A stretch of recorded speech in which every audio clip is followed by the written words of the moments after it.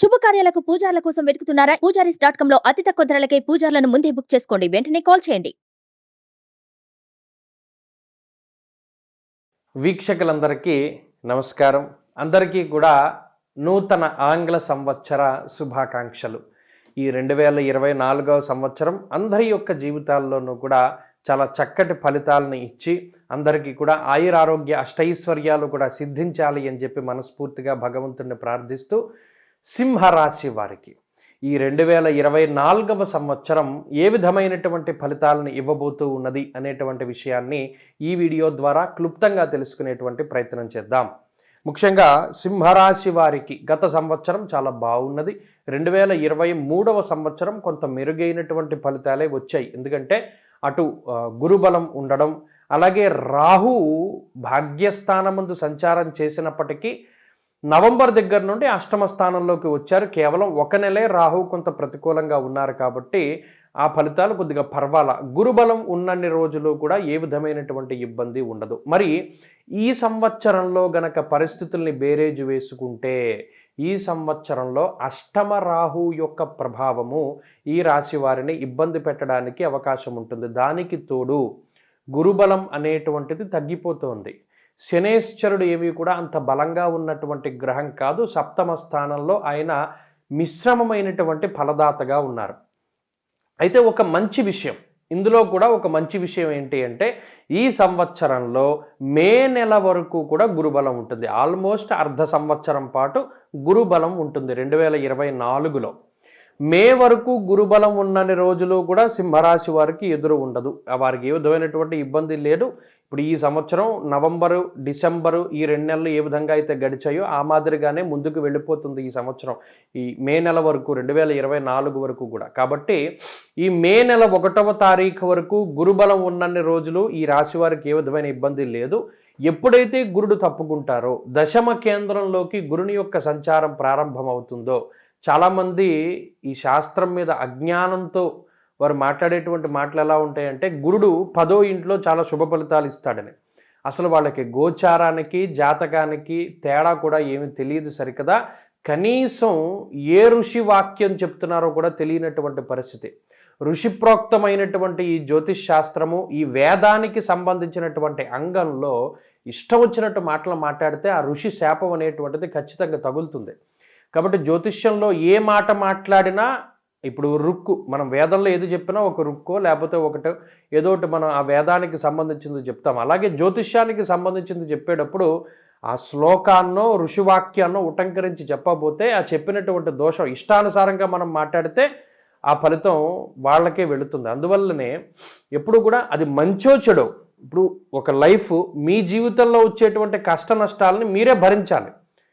మంచి చెప్పారు కాబట్టి ఈ వీడియో చూద్దాం, చెడు చెప్పారు కాబట్టి ఈ వీడియో చూడకూడదు అనేటువంటి దృక్కోణానికి వస్తే జీవితంలో బ్యాడ్ ఫేజ్ను కూడా మీరు భయపడుతున్నట్టు లెక్క. ఫస్ట్ ఆఫ్ ఆల్ జ్యోతిష్ శాస్త్రం అనేటువంటిది ఏంటి అంటే it is an route to your destination. ఆ టైం అది ఎలా ఉంది అనేటువంటిది చెప్తుంది. సింహానికి కూడా ఈ సంవత్సరం అసలు ఎలా ఉంది అనేటువంటి విషయం, అది మంచా చెడా అనేటువంటిది మీరు తెలిసేసుకున్నారనుకోండి, పలానా టైం మనకు మంచిది, పలానా టైం కొద్దిగా అనుకూలంగా లేదు కాబట్టి దైవికంగా ఈ ప్రకారంగా ముందుకు వెళితే మనం బాగుంటుంది, మనం సర్వైవ్ అవ్వచ్చు అనేటువంటి విషయం తెలుస్తుంది. ఆ మాదిరిగా విషయాన్ని చూస్తే మే వరకు సింహరాశి వారికి భయం లేదు. అష్టమ రాహు ఉన్నా కూడా, అష్టమ రాహు గురించి ఏం చెప్పారు? దేహ పీడ మనక్లేశం చతుష్పాద మృగాద్ భయం రాజకోపం ప్రవాసంచ అని చెప్పారు శాస్త్రంలో. అంటే దేహపీడ మనక్లేశం మహా అయితే అష్టమ రాహు ఏం చేస్తారు? శరీర అనారోగ్యానికి కారకుడు.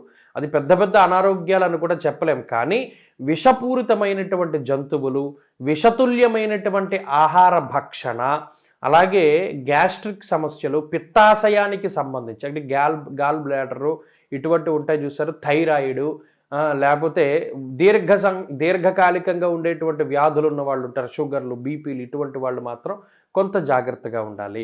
స్కిన్ ప్రాబ్లమ్స్ని కానీ, వెన్నుపాముకి సంబంధించిన సమస్యలను కానీ వీటిని రాహు ఎక్కువగా కలగజేస్తారు. అది ఈ సంవత్సరం మొత్తం సింహరాశి వారు జాగ్రత్తగా చూసుకోవాలి. మరి దీన్ని ఎలా ఓవర్కమ్ చేస్తాము అంటే క్రమశిక్షణ.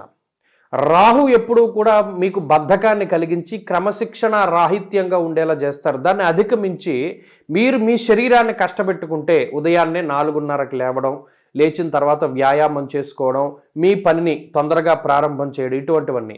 ఈ రాహు అనుకూలంగా లేనటువంటి రోజుల్లో తొందరగా లేవాలి. 4:30కి బ్రాహ్మీ ముహూర్తంలో లేస్తే రాహు చెడు ఫలితాన్ని ఇవ్వడం మానేస్తాడు. ఎందుకంటే నిశాచరుడు కదా, రాహు అనేటువంటి గ్రహం అటు రాక్షసుడు కాబట్టి తెల్లవారు అయిపోయిన తర్వాత కూడా పడుకుని 7 గంటల తర్వాత చేసేటువంటి స్నానం రాక్షస స్నానం. అంటే ఆ రాక్షసుడి యొక్క పీడ అధికంగా ఉంటుంది వాళ్ళ మీద.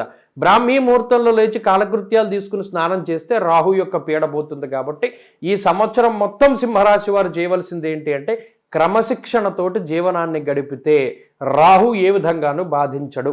ఉదయాన్నే 4:30-5 గంటలకు, అది ఏ కాలమైనా సరే, నిద్ర లేవడము, స్నాన సంధ్యావందనాది చర్యలు, కాలకృత్యాలు తీర్చుకోవడము, అలాగే వ్యాయామాదులు చేసుకోవడము, స్నానం చేయడము, మీ యొక్క రోజుని అందరికన్నా ముందుగా ప్రారంభం చేయాలి.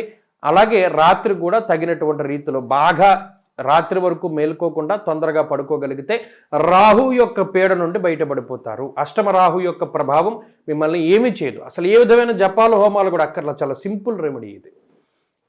అష్టమ రాహువే ఇబ్బంది పెట్టే గ్రహమే, కానీ ఇలా చేస్తే రాహు యొక్క పీడ ఉండదు.